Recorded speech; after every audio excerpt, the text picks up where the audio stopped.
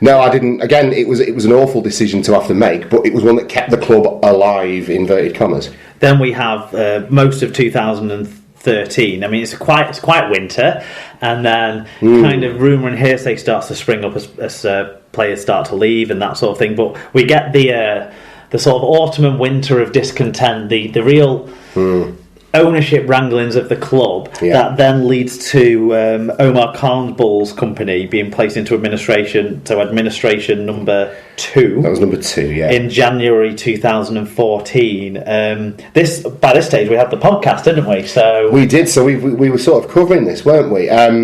But the early days of the podcast were... it was a Bradford fest, wasn't it? It feels like I'm back in like season 1 a little bit now, kind of being the voice of Bradford Bulls' demise on this. I knew there was... You could tell there was something afoot, even before admin was officially announced, when there's almost this fire sale of the club's assets in terms of playing staff. Now, Elliot Whitehead requested a move, which is fine.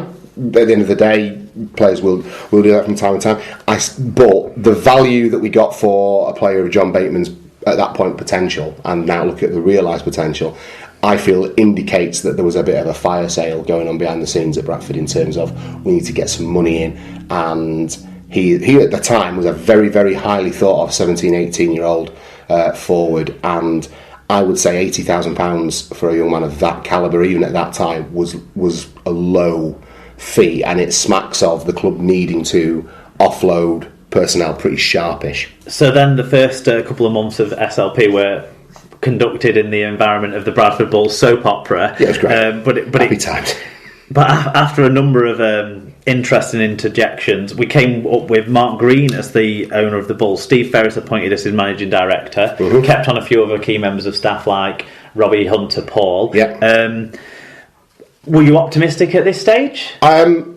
Yeah, quietly so. I remember doing the podcast and saying it seems like we've got a fairly business... This is all going to sound so ridiculous. At the time, it seemed like we had a fairly savvy businessman who, at the time, ran a very successful securities company and had business interests, across the north of England. And he seemed like a steadying influence. He'd been financially involved with the Bulls during the administration period, so you would assume he knew what he was getting himself into. He was a relatively successful businessman. You felt like this would be something that he could sink his teeth into. All the noises he made in terms of running it as a business to be sustainable, all the things you would expect him to say, he did say. He was League Express's Man of the Year in 2014 as well for saving the Bulls. Well, there you go. And he did. And let's give him credit. He did save. There was no one else coming in.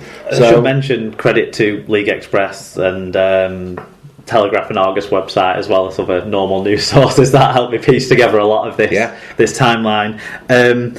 So then you were relegated, but you were going to stay as a full-time club. There was no the points deduction quest had been given up because it was of no consequence by that stage. How did you feel? Did you feel like the Bulls were fit to bounce back? We had everything that we could possibly need to do exactly that, and in terms of the game isn't played on paper, but in terms of what we had on paper at the start of that season, it was between us and Lee to see who was going to finish in first place and give themselves the best advantage of the best possible opportunity in the middle eights.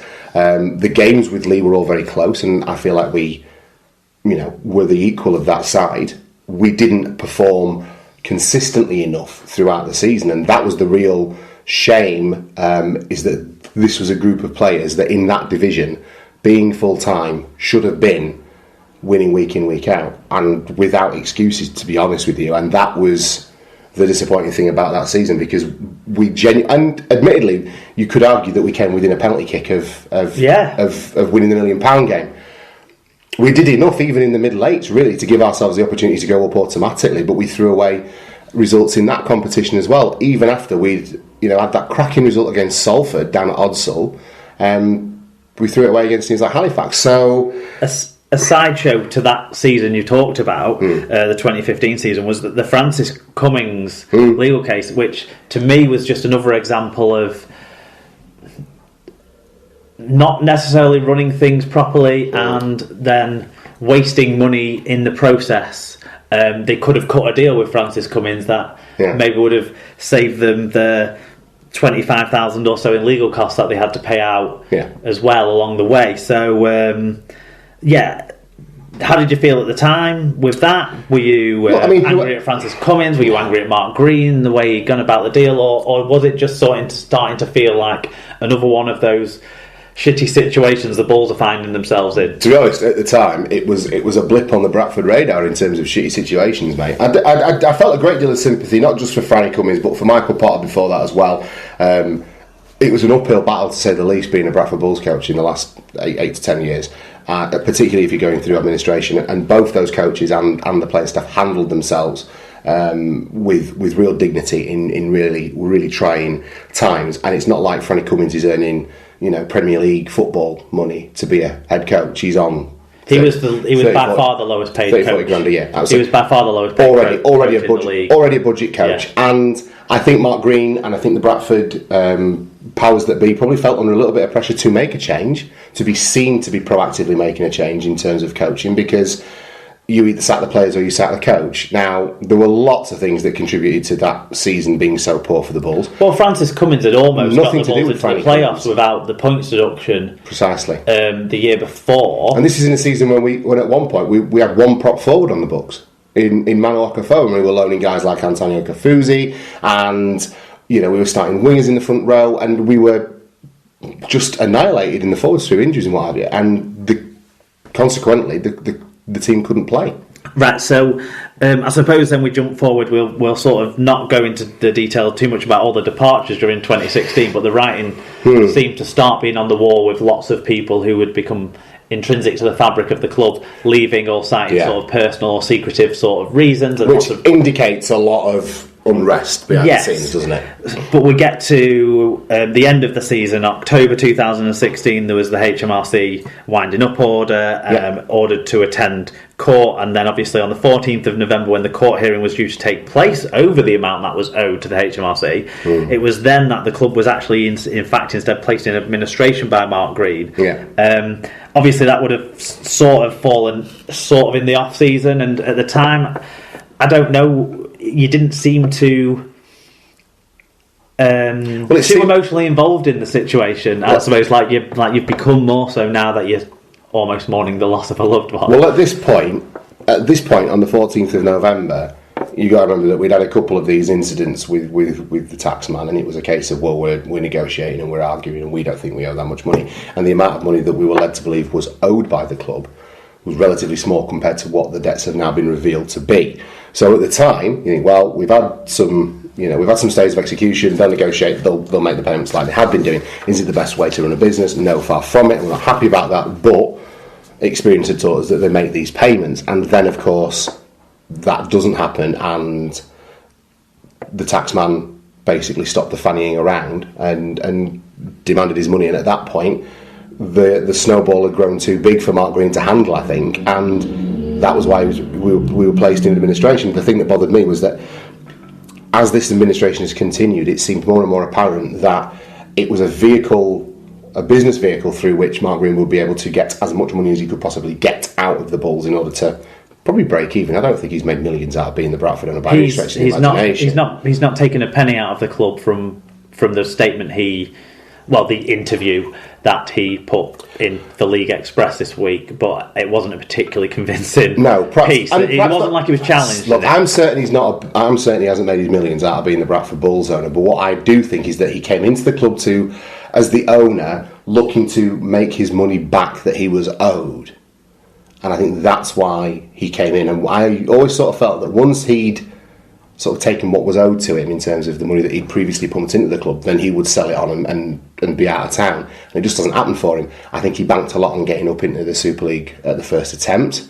And then when the second attempt was clearly not bearing fruit, all hell sort of broke loose. Jimmy Lowe's resigned, but that took some time. There was this transition period with James Lowe's going out that took far too long for my liking. And at that time, we were hemorrhaging key people from within the business, as well as you've alluded to, people like Robbie Hunter-Paul, people like Steve Ferris, and he gets a lot of flack from some Bulls fans as well. But these are people ultimately who are working hard to try and maintain a rugby league club, a professional rugby league club, in the hardest of circumstances. So I find it hard to bash them too hard. How did you feel then on the 3rd of January?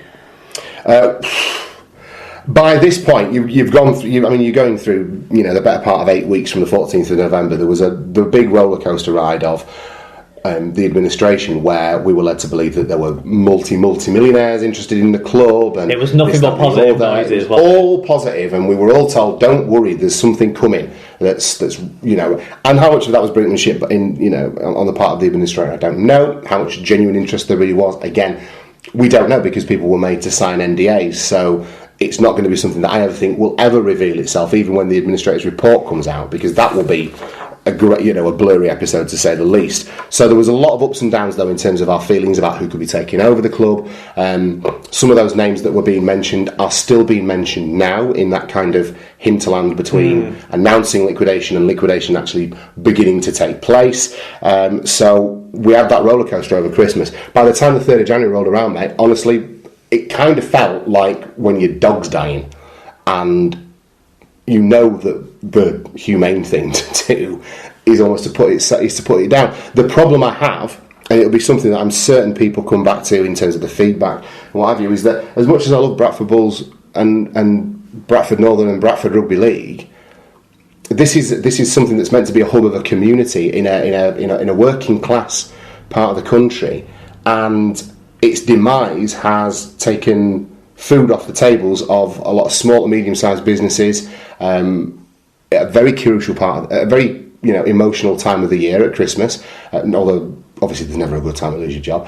There's dozens of members of staff that work really hard at Bradford that are non-playing members of staff. Liquidation means who lose their jobs. Everything else, there's no receive any money precisely back. Those are the people. So anybody who's owed money by the Bulls, the small to medium businesses that will have worked with, these are family-run companies that will have worked with the Bulls, they lose out. So all of a sudden there's this bitter feeling, and I find it very hard to reconcile my desire for the Bulls to survive with the fact that umpteen £1 million worth of money is owed to these people and they won't see it. Morally, I found that really difficult to cope with. Yeah, so obviously from the point of liquidation, almost the biggest headline, in a way, was the RFL saying that Bradford would remain in the Championship if a new professional club is formed in the league. I don't want to go too much into that now, because that is the biggest thing that people have talked about, Tom. Yes. So let's talk for an hour about that now, because we've got an hour. We've got an hour talking about that. Oh, I can't wait! But obviously the RFL sold this big to the clubs. They sent an email out that's been leaked through the news sources about how having a Bradford club is important for the Championship. At this stage, all the clubs have sold season tickets, have made travel plans, have made fixture plans, have made squad decisions, all based on Bradford being part of that group, and other people have made them on being part of a different division, and cut their cloth accordingly. So to upset all of that so close to the start of the season, if there's a deal that can be done to avoid that upheaval, let's get that deal done effectively, is how I saw it. It's precisely how I saw it. We've then seen sort of like there's been two stories running alongside each other. One has been the depletion of the Bradford Bulls squad, and the other has been the RFL's process, shall we say. Yes. So the RFL released criteria, didn't they, for bids to be submitted by midday on the 9th of January. 4 bids we now know were accepted for consideration after 12 serious expressions of interest, we've been told. Obviously, the RFL have talked about a 3-year budget to stabilise the club. They've talked about plans for what to do about people who'd already bought season tickets, about rugby league related debts to, I guess, support the rugby league community. Question, sort of setting out the criteria that they'd normally have as well for ownership in terms of fit and proper person, relevant experience, that sort of thing. And all that criteria was put out there, which I think showed at least there's a reasoned approach. Then we got, obviously, news that there was a new company incorporated, Bradford Bulls Capital Limited, which is David Thorne, former director and owner of Wasps, who is one of the people we know has submitted one of the 4 bids. The other bid we know about is the Richard Lamb led bid. Yeah, he is one of the people who was involved in trying to buy the club the last time around. Yeah. He's got on board with him